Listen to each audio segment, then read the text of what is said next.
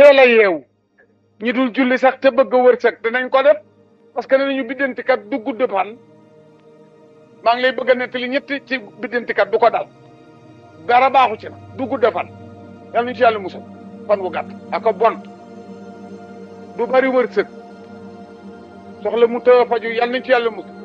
ma dem taarit du ko yomb biddantikat taar du rafet du bari wërsëg du gudd fan waaw yii ñett dara baaxu ci moom bu amul àjjana yi baax na yii jar naa teel a kii na mu tudd mbokk yu xonq yi duñu julli sax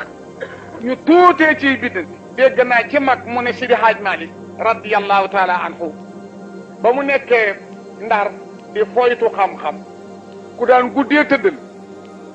daan na takraaru bindam lu si yàgg yeesal njàppam di naafila